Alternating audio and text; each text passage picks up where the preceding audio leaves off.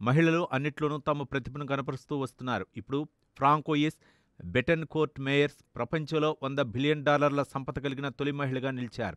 ఈమె ఫ్రాన్స్కు చెందిన cosmetics company లోరియల్స్ vice చైర్పర్సన్గా పనిచేస్తున్నారు.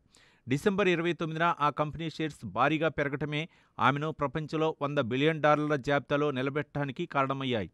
1998లో లోయల్ కంపెనీ షేర్లు భారీగా పెరిగాయి. అప్పటి నుంచి మళ్లీ 2023లోనే భారీ స్థాయిలో ఆ కంపెనీ షేర్లు ఊపందుకొని మెరుగైన ప్రదర్శనను కనబరిచాయి. కంపెనీ విలువ ప్రస్తుతం $268 బిలియన్ కాగా 35% షేర్లతో బెటెన్కోర్ట్ మేయర్స్ కుటుంబం కంపెనీలో అతిపెద్ద వాటాదారుగా కొనసాగుతోంది. 1909లో Francoise grandfather Eugene Schueller L'Oreal కంపెనీని ప్రారంభించారు. అప్పటి నుంచి ఇప్పటి వరకు బెటెన్కోర్ట్ మేయర్స్ కుటుంబం వారసత్వాన్ని కొనసాగిస్తున్నారు. విలాసవంతమైన జీవితం కలిగే ఫ్రాంకోయిస్ బెటెన్కోర్ట్ మేయర్స్ నిరాడంబర జీవితాన్ని సాగిస్తున్నారు. లోరియల్ బాధ్యతలు నిర్వర్తిస్తూనే ఆమె 2 పుస్తకాలు కూడా రాశారు.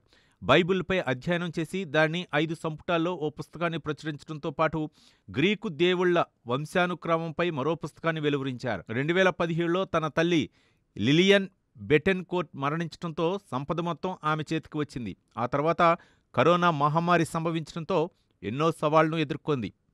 అయినా ఫ్రాంకోయిస్ ఎక్కడా భయపడకుండా లోరియల్ను తిరిగి వేగంగా పుంజుకునేలా చేసింది. లాక్డౌన్ల ఎత్తివేత తర్వాత విలాసవంత ఉత్పత్తుల గిరాకీ భారీగా పెరగడంతో ఈ 2023లో కంపెనీ షేర్లు 35% రాబట్టునిచ్చింది.